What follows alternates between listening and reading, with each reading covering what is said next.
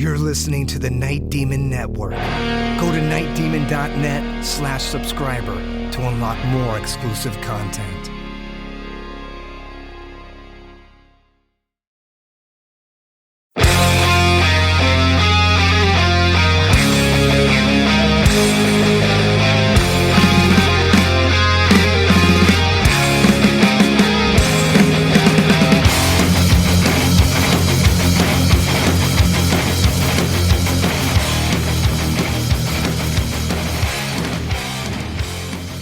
Hello and welcome to the Night Demon Heavy Metal Podcast.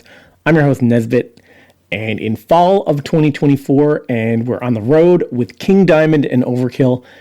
Night Demon just played Atlanta, now on to Florida. Let's jump right back in. This is the King Diamond Tour.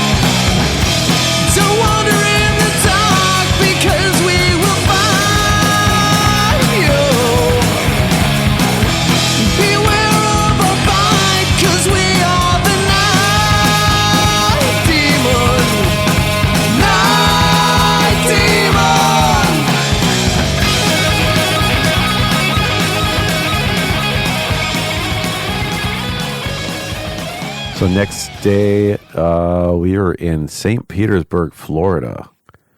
Yeah, so that's an 8-hour drive south, man.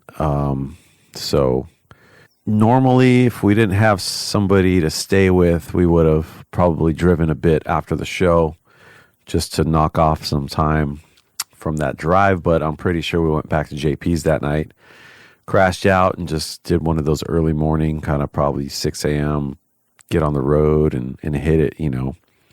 It's 477 miles. Atlanta to St. Petersburg. The next show up after Atlanta was St. Petersburg, Florida, which I guess is basically Tampa. The Mahaffey Theater. Did I say that right? I don't know. This was a kind of crazy thing to be in Florida. We stayed at this kind of like, we found a cheap, like 2 hotel suites at like this kind of weird resort. And I guess it's off season because we're in late October, but it was hot and humid as fuck. And obviously Brian was like, oh, it's so good to be home. And we were like, fuck, man, Florida sucks. Like, I don't know how people even function. Sometimes you go to these places. You know, I've got friends in the Midwest too, and I've got a lot of friends in Europe, and, you know, obviously I've been living in Ireland a lot. And sometimes you wonder, like, being from California, a bunch of spoiled little bitches that we are, like, how do people go to work? How do people function? Like, would you ever leave the house in these conditions? And I guess if you grow up around it and you live in a place like this, you just do it, you know. Remember the weather was pretty good that day. I remember taking off and doing a little bit of a bike ride on the old Lion bike, kind of those rental things you can buy or you can rent with your app and just cruise around. Like they got the scooters or the bikes and stuff like that. So we were kind of pretty close downtown St. Petersburg. So some cool scenery. Cruised around town a bit, got some food. But so we stayed at this kind of resort. It was kind of fun. And then we go to the venue and, you know, it's like it's surrounded by water and it's hot and humid as fuck. And it's another just big, beautiful theater that like we have no business being in. This place is fucking huge. The Mahaffey Theater. And if my mind serves me correctly, this was another one of those weird seated venues. This place is definitely geared towards the more performing arts. Kind of reminds me of like our local performing arts center kind of place.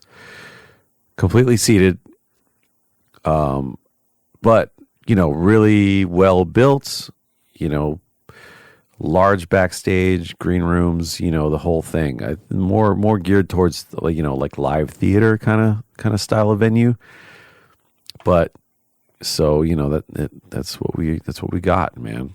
So Florida was up next, and this was a pretty big show. I think the venue was like a couple of thousand capacities, so it was a bigger one. It was another show where most of the stage lights were behind the drapes, so I just had power cans again. So really it was, really, really basic. The lighting was in like a little room at the back, and I remember the house guy, the lighting guy, being kind of a dick and just sort of didn't want to deal with me. I remember before the show, their hazers were just like not working. They were not coming online at all, and the guy, just kind of fobbed me off. So, when you've basically got hardly any lights, you want to make the most of what you have. So I needed the hazers. So luckily, Christian, King Diamond's light guy, he just left his house hazers. He put extra juice in them and just left them running all night, which was really cool of him. So, it wasn't much, but that was like one tiny saving grace. And this show was fucking packed. So, merch area was cool. It was in a lobby so far away from the stage. But it was a good show. I remember we had some issues because we had advanced the show and we're using our in-ear monitor rig. And the venue, because of King Diamond and because of Overkill, did not have enough microphone cables for our microphones that we brought or our in-ear system. They just didn't have shit. They were completely tapped out from using them from the headliners. So our sound check was extremely delayed, and we had to wait for the venue to go and either source cables from another rental company or go to the store and buy them. And you're talking like 20, 30 cables here. So it was a big delay. We barely made it in time for doors from soundcheck and Laura setting up the lighting. But the show was great. It was actually a really fun show. And we converted some new fans there for sure.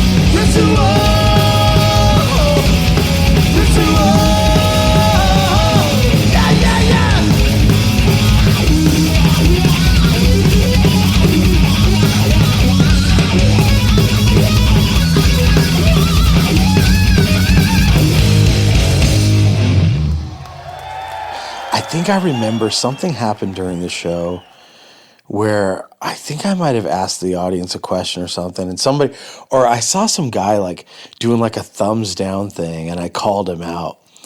And of course, we went into the audience, me and Armand, and did our thing, and completely just went up right to the guy who's in the middle of the venue, which was another seated venue, so it was hard to get to him. But we converted him too, and he came up to me after the show and said, "Man, sorry I was being a dick." He bought a shirt.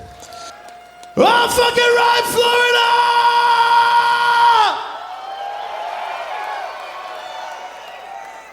Are you guys feeling fucking good tonight? Have you been entertained so far tonight? Are you comfortable tonight? You all look so very, very comfortable in those seats, in those very nice heavy metal seats. I feel that fucking heavy metal energy. You guys just sitting down there. Does it feel good? Would it feel better to represent the Florida heavy metal audience by rising to your feet and rocking the fuck out? This fat guy's pointing his fingers down right there. Sir, I understand it's hard for you to stand up. I understand. We'll get you a rascal scooter. We'll get you in the back. For the rest of you, thank you guys so very fucking much. From Ventura, California, we will see you again. Night Demon!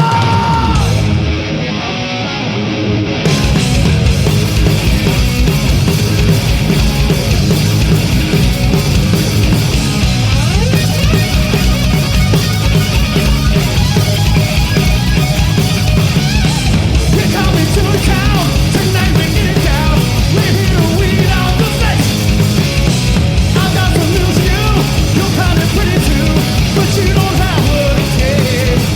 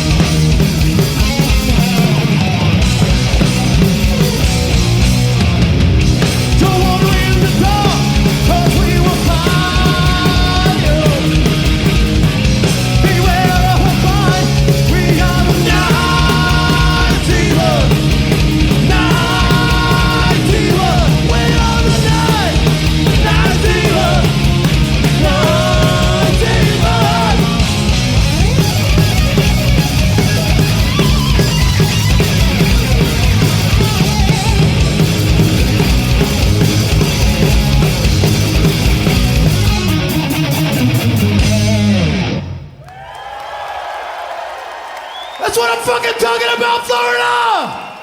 Thank you so much! We'll see you next time! Good night!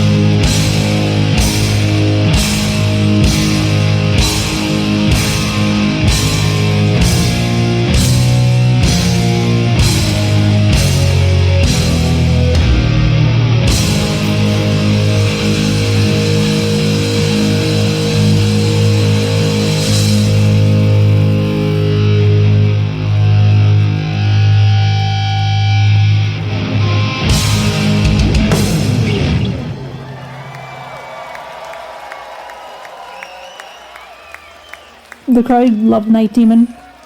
They did a bit of a stage or a floor invasion rather. The end of the set they ran out. I think, was there a thing that there had been access steps during sound check, to get up and down to the stage, but those got taken away. And we clocked that in time, so we got those put back because it was like a big old, drop. They couldn't have hopped up themselves, so that was a good save. But yeah, it was a strong merch night. I remember there was this like big moon sculpture, this like huge big lit up moon thing hanging above us in the lobby, which was pretty cool. And it was a big wide merch area. So yeah, it was a pretty good one. So this night was actually the first night that I met King, because, I'm always sort of out the front at merch or whatever, so I hadn't met him up to this point. And yeah, he was just so fucking cool, man. Really nice guy, very down to earth. He was, telling us Anton LaVey stories and all this. So yeah, it was pretty awesome. I also met the guitar player of Cannibal Corpse there. He really, really loved the show. He gave me his wristband, Cannibal Corpse wristband, which I thought was pretty cool. Talked to me about his love for the band Satan. Come to find out that I've been their manager for almost a decade. So we hit it off on that. It was just a really good night. Jeremy Kling, the drummer of Overkill, this was kind of like his hometown show. And his wife and kids were there, and I had never met them before. And his wife ended up taking some photos of the show. She's a pro photographer, wonderful photographer, and like some of the greatest photos of the band that have ever been taken live. So that was cool. That was just a real blessing. So all in all, given the humidity and everything, it was actually a great night in Florida. And we randomly stayed at a water park, which I think was like a Hilton or something, but we stayed at a water park near Orlando. And this will sound like so silly, but I was excited because this is the first time that I ever in my wee life saw raccoons. So we were a couple of stories up, so they were very far away, but I saw some raccoons that night at a dumpster, so it was like, this is the greatest moment of my life. It's all been leading up to this point. But yeah, so woke up at a water park having seen raccoons, and had a long drive north, stopped in another Buc-ee's, as you do. Got myself a big Slurpee, put in some tequila because it was an off day. Yeah, on the drive we worked on I worked on some lyrics in the back, grabbed my wee notebook, and we'd been talking about, King was debuting this new song on the tour, Electrotherapy, but he kind of just had that as a working title, and then he was sort of changing out lyrics each night. He hadn't made his mind up on stuff, so Jarvis thought it would be cool, let's like gift him some lyrics, and he can use them or not, but like that's a cool thing to do. So yeah, I was in the back of the van slurping on my tequila Slurpee and writing some King Diamond lyrics and really just appreciating my life. On our off day after Florida, we had driven north up to Raleigh, North Carolina, and we were put up by our good friend Chris Kells and his family. So we woke up there, had a great breakfast, hung out with them, and Bolt the dog, shout out Bolt. And then we hit the road. We had an early start, so it was like another 4.5 hour drive up to Silver Spring, Maryland.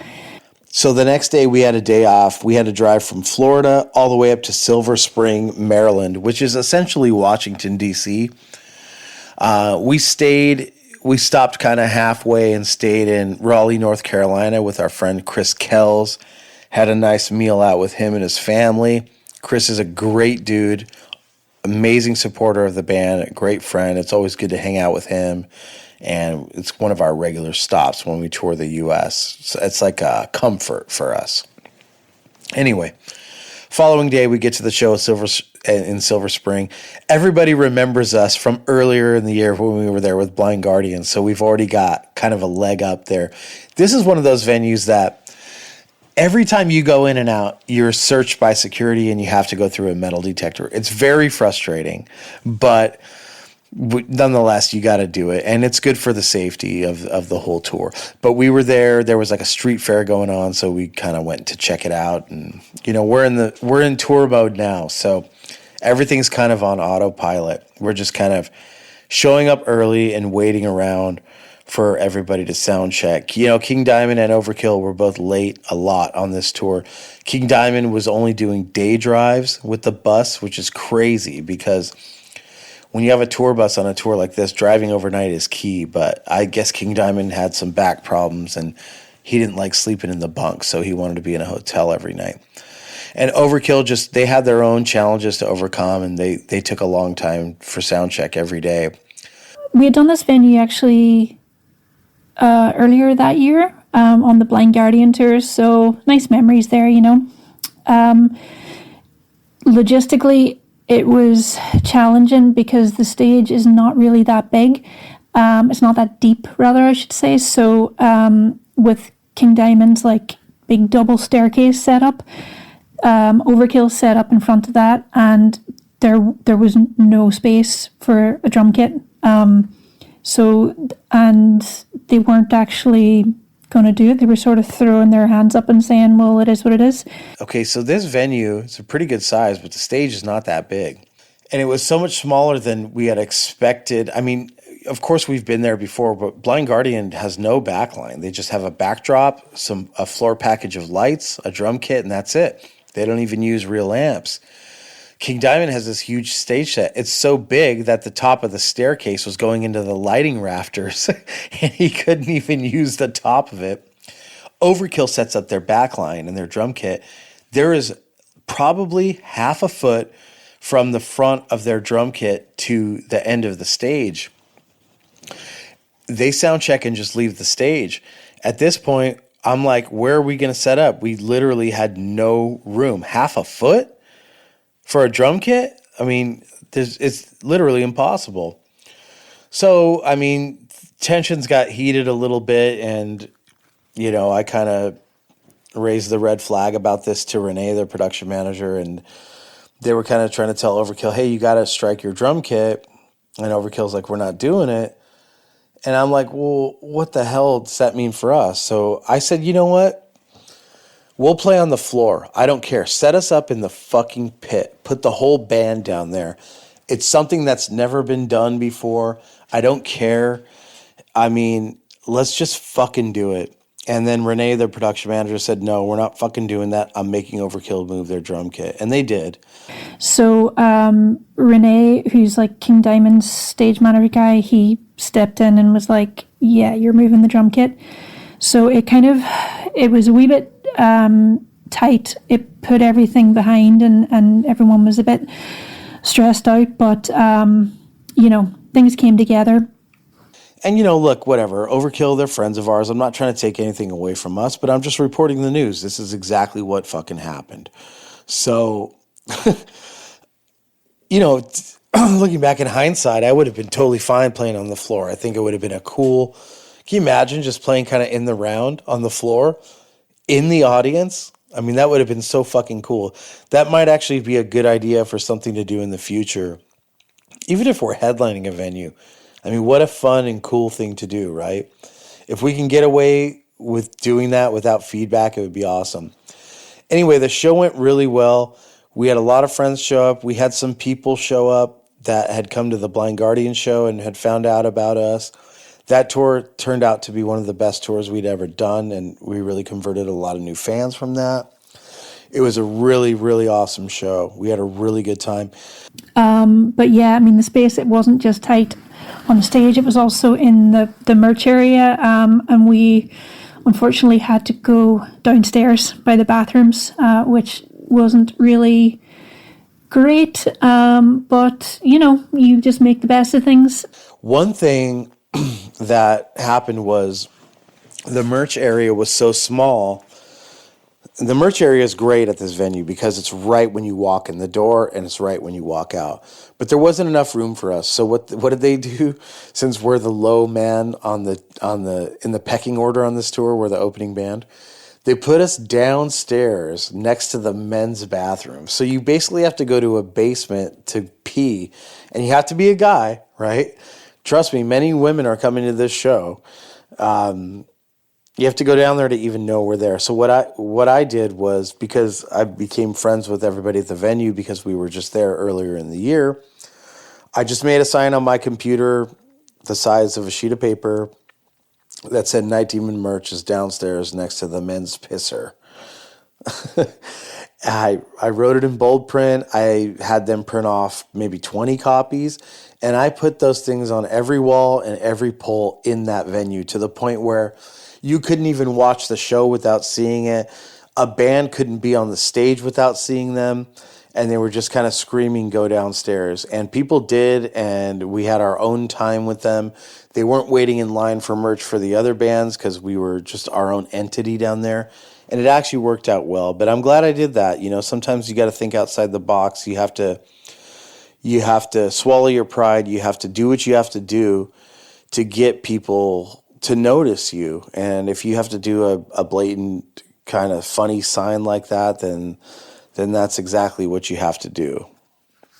In most circumstances, it's a great venue with really nice staff and nice dressing rooms and stuff. So, yeah, it was a good one overall, despite all the challenges.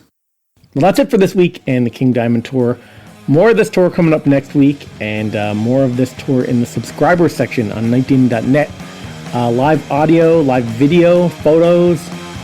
In fact, the subscriber section of nightdemon.net had hundreds of live audio files and unreleased audio and video. Check out the website for details on how you can become a subscriber, and for everything Night Demon, it's nightdemon.net. Until next time, this is Nesbitt signing off.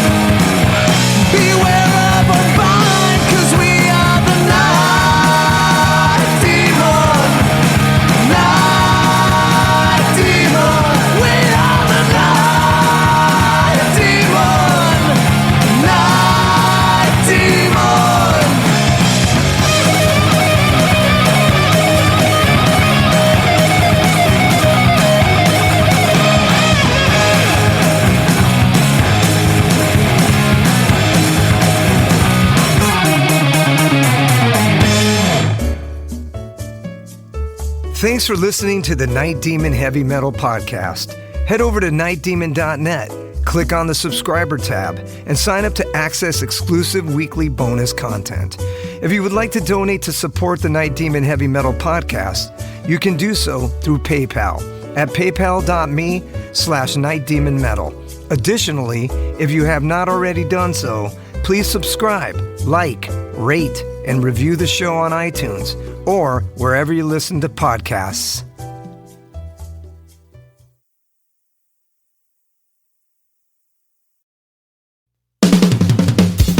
All hail, Night Demon Heavy Metal Podcast listeners.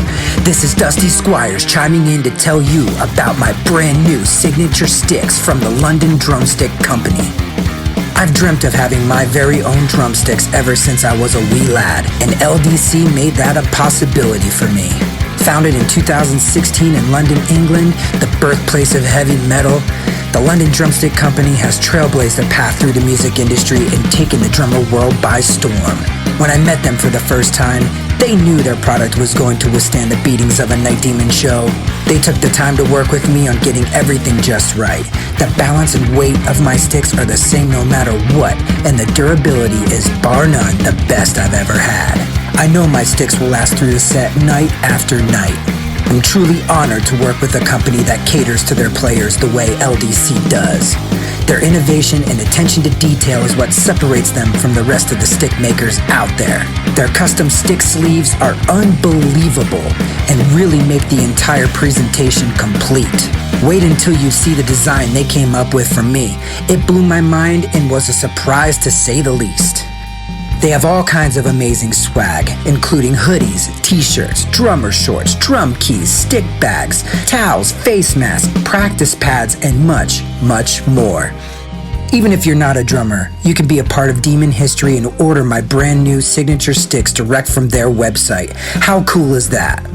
And to top it off, the London Drumstick Company are giving an exclusive offer to the Night Demon Heavy Metal Podcast listeners.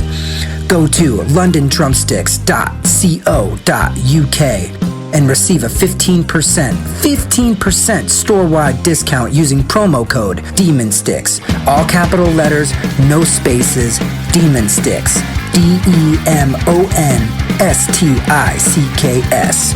I can't thank everyone there enough for the opportunity to be a part of their family and for them trusting me with their amazing products. See you metal maniacs on the road very soon. And yes, the wood chips will be flying.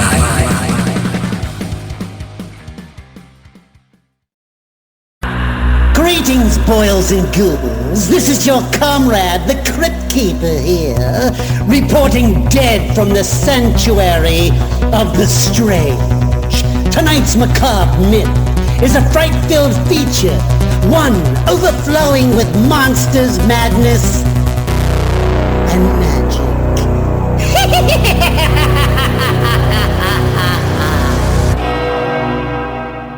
Visit our website at monstersmadnessandmagic.com to stay up to date on all the dark dealings within the sanctuary of the strange. Enjoy the show. Hey Metalheads, I'm Mark and I host the Metal Forge. Let me tell you about the show. The Metal Forge features the best underground metal from all over the world. We spend every week with a different artist with interviews, in-depth conversations, and most of all, the music. We also feature audience interactivity where you can submit your questions to the upcoming guests. New episodes are out every Friday at noon Eastern Time at metalforgeradio.com or wherever you listen to your podcasts.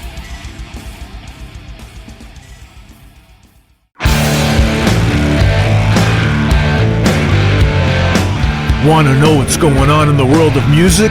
Then tune in to the Nothing Shocking Podcast, a non-genre based, all-ages friendly rock and roll program. Join us weekly for interviews with all your favorite rock stars from the mainstream to the underground. You can find us at nothingshocking.libsyn.com or anywhere you download podcasts.